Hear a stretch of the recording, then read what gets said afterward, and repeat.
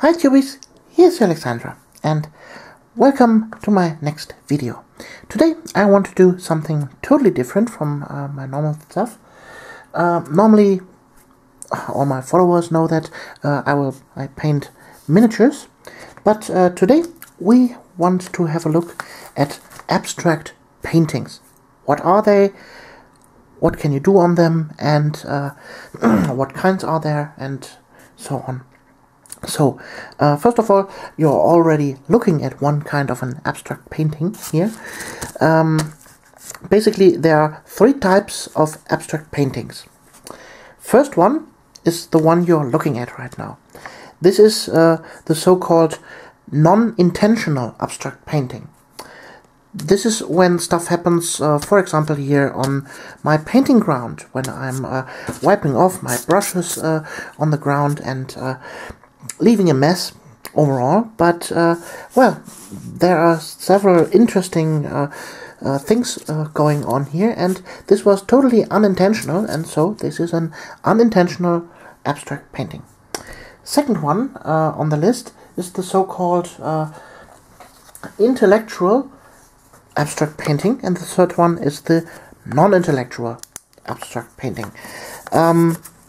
This sounds a little bit harsh, that some are non-intellectual and the other ones are, but let's clear the facts. So here I have a little bit of canvas, and let's say you have this canvas and you make a circle, and here a line, here a little longer line, and here a line, and there one, and here one. This would be a non-intellectual abstract, because there's nothing on this that suggests any kind of object or person or something that you could interpret out of that. These are just some lines and a circle. But if the artist now arranges the lines like that, now we have an intellectual abstract painting. This is a stitch figure, you all know this, a line figure, and it on itself, it represents a human, and so this is something objective on the art, and so the artist has intentionally placed an object, in this case this figure, on the canvas, and so this is an intellectual abstract painting. Here you see the two differences. Well, on an actual canvas it most of the time looks like that. But anyways, now let's go to some painting techniques. I have bought me some canvases, 10 by 10 centimeters, really tiny little ones, nice and simple, and well, I will demonstrate you some techniques that are most commonly used on abstract paintings. So the first one is the sponging. You know that all from miniature painting, maybe. You take a sponge, then you take some color on your palette. Let's see, here you have the palette. Then let's say we take some magenta. Take some on the palette. Dip, dip, dip, to the whip, whip, whip, to the water, to the water, to the water. Dim, dim, dim, dim, dim. And there you have interesting structure just out of the sponge. This is the first one you can make. Second one is simply dragging on the canvas with the sponge. Sponge is quite good in applying big surfaces of color. Obviously, you could also just simply take a brush, make the brush strokes like that, Then the next method would be the glazing, like here, with a lot of water, and you're making like a cloudy surface. And we simply take the next canvas. Then here, this kind of tools you can scratch the surface with, you can place colors. This is called a so-called palette knife, and well, we will maybe apply here some turquoise. Again, something on the palette. Drag that off, and then you can make something like that on the canvas, or you can make it smooth like that. Pastos, you can make some interesting stuff with more pastos acrylics. Or you could scratch it, and if you have a little bit more color on the surface like that, here you see you can drag two colors in and out together. And then you can, for example, take objects like that here, make that way scratches in it. For example, knives or forks or whatever you have at hand, you can take as a tool for your abstract painting.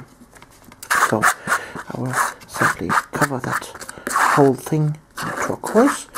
You see, you can also use the palette knife simply for painting whole surfaces with it.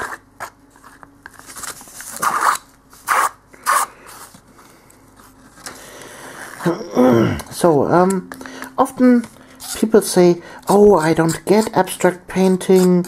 It is this is no real art. This is it doesn't look good. I can't see anything in them." Well, if you're talking about non-intellectual abstract painting, and you try to see something in them, then you're doing it wrong. Abstract paintings are not about what is actually depicted on the surface. It is more about colors and emotions, motion on the canvas. It's about feelings that are carried away with the canvas and with the colors itself. So it is more like an ambient thing that you have when you're looking at an abstract painting. So let's just go ahead with these two pieces. I will continue now working on them. So let's see what can we do with them.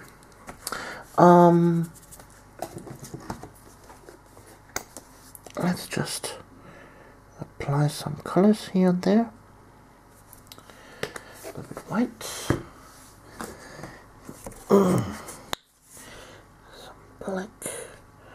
Here and there. And then maybe here a little bit red. Ta-da! And some Prussian blue. You see, I'm using here several different colors. This here is, for example, a high-class acrylic paint, quite expensive. Then I have here quite cheap ones, medium range. Or here also masterclass high pastos colors. So it really doesn't matter what kind of colors you use for that. Also, another technique is using a scraper like that. So I could go like that. Interesting. Next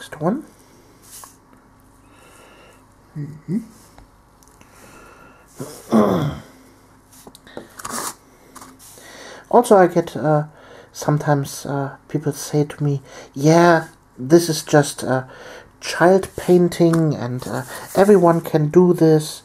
And yeah, that's the difference between an artist and a non-artist. The non-artist says, yes, I could have done this myself. But the artist actually does. So let's clean the scraper.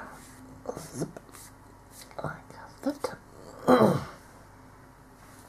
There we go. So here we have now two surfaces with quite interesting stuff going around.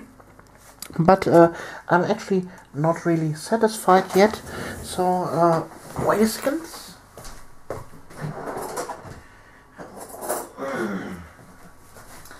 So there I'm back. Let's make something interesting in there. So I have here a fork and I will just circle in there. Oops.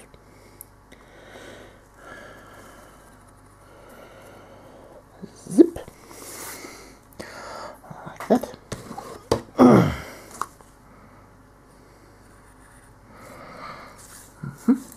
Then maybe here. Like that. And we do the same thing here.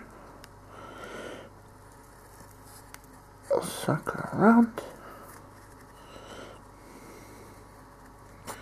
Oops. Like Bob Ross said, there are no mistakes, just happy accidents. And here we go. We have two pieces with the same technique but totally different. And don't forget to clean your forks when you're done with them.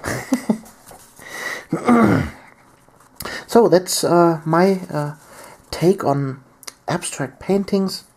It's like I said, just about the colors and the motions and feelings that are transported inside those paintings. So you hang them on the wall and they're just transporting an ambiente and feelings and emotions. And yeah, they kind of look nice. Well, I show you some of my work. Be right back. So Tubies, here we have another piece of my work.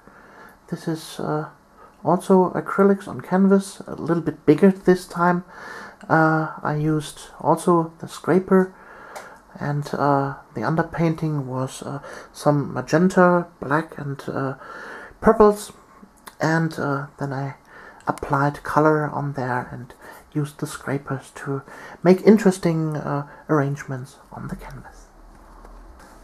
So here we have a piece that I have produced with the miniature miniature tints. So that is the color called. I used a canvas, wetted it completely, and then I simply dropped from 30 centimeters above the tints on the canvas and created some interesting areas and space in there. Some cloudy looking stuff. So, and here is a little bit bigger version of a painting. Yeah, there I totally freaked out with the paints and scratched here into the surface. Like you can see, then I overpainted it with other colors, and yeah, I hope you like this here. Well, if you don't like it, absolutely okay. Okie dokie, here we have the next two pieces. We have here one where I experimented a little bit with grays and white tones and black, added with some color. And here in this piece, well, there we can go a little bit closer. You can see this here is quite three-dimensional. I've used quite a lot of structure paste on that and made it interesting with a red dot in the middle. This is called I Am Different. And here we have the next two pieces, also a follow-up piece where I experimented a little bit with black and white, added some color to it. And here again a piece where I have gone totally nuts with the colors and the paints. But I really like the colors that are transported with this painting. So I hope you got a little bit of inspiration to create maybe your own artwork, and well, I hope we see us in the next video. You're Alexandra.